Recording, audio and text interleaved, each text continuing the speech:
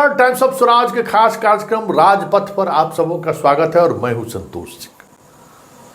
और लोकसभा चुनाव को देखते हुए इस खास कार्यक्रम में रोजाना अब हमारी आपकी मुलाकात होती रहेगी।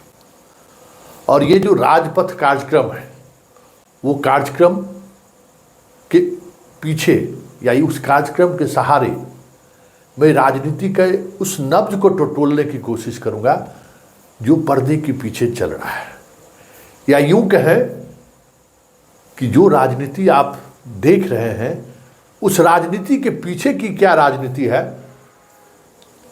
वो हम दिखाने की कोशिश करेंगे।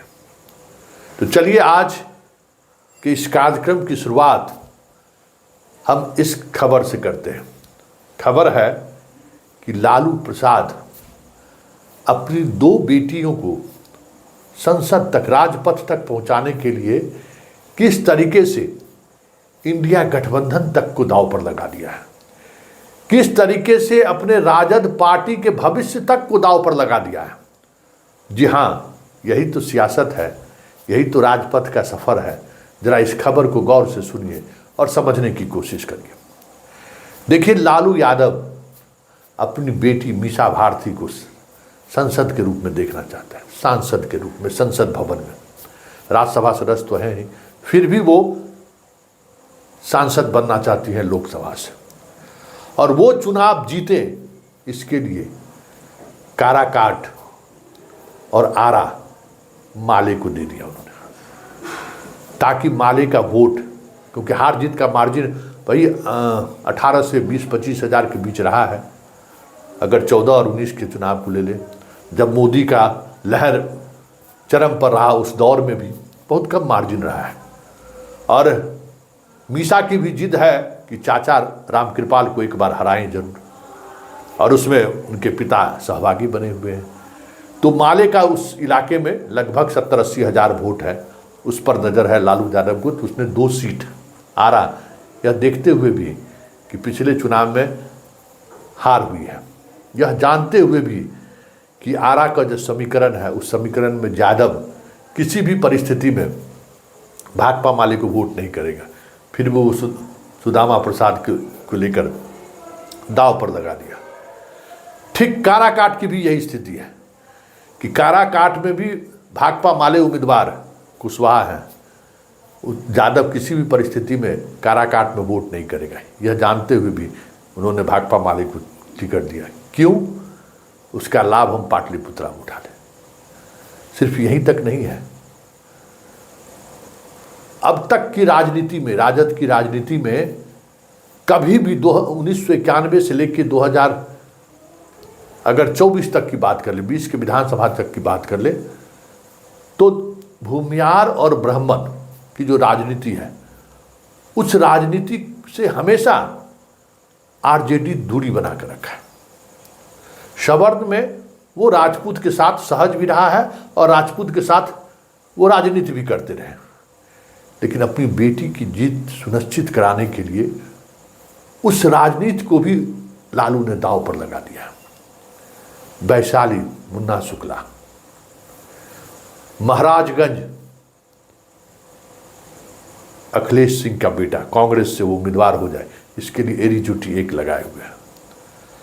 मतलब समझिए, जरा इसको समझिए कि महाराजगंज और वैशाली में अगर हम भूमियार को टिकट दे रहे हैं, जीत हार तो बात की बात है, क्योंकि दोनों जगह भी वही समस्या है। यादव भूमियार के साथ सहज नहीं रहा है, ये यहाँ वहाँ भी ये ट्रेंड रहा है।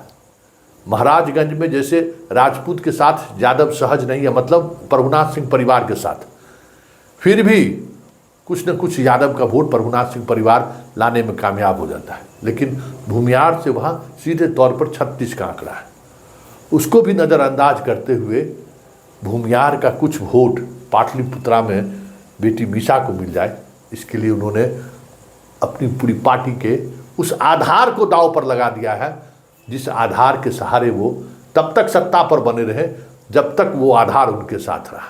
जी हाँ, बात यही नहीं है, बात अब रोहिणी आचार्य पर भी आई है। रोहिणी आचार्य छपरा से, मतलब सारण से चुनाव लड़ रही है।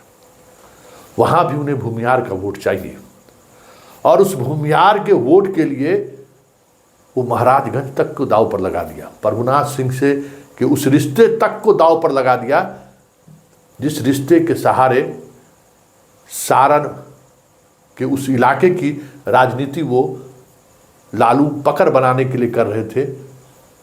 जब प्रभुनाथ सिंह जदयू के साथ थे, उनको जदयू से आरजेडी में आने में लालू की कोशिश यही थी कि उसका लाभ हमें छपरा में मिल जाए।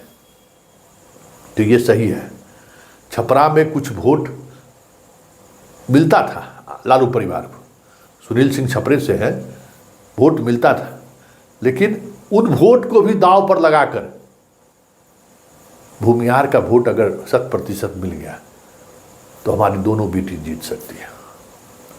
ये सियासत है, और यही सियासत को समझने की जरूरत है कि किस तरीके से लालू यादव अपने दोनों बेटी को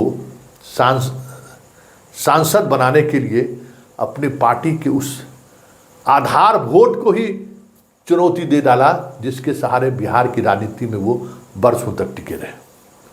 पप्पू यादव और कन्हैया से भी समस्या यही है कि उन्हें लगता है कि पप्पू यादव और कन्हैया अगर बिहार की राजनीति में अगर आ गया तो फिर मेरे बेटे का क्या होगा। तो ये परिवार को कैसे बनाए रखे, परिवार के लोग कैसे सांसद और विधायक और मंत्री बनते रहे, इस कोशिश में लालू किस हद तक चले गए हैं, इस एपिसोड में, राजपथ के इस एपिसोड में यही समझने की जरूरत है। आप अपनी राय जरूर दें, इस कार्यक्रम के बारे में सुझाव जरूर दें कि इस कार्यक्रम में और क्या क्या सुधार होने की जरूरत है, ये आप ज़रूर हमें बताइए। चलिए, इस राजपथ कार्यक्रम में बस इतना ही। फिलहाल मुझे इजाज़त दीजिए। नमस्कार।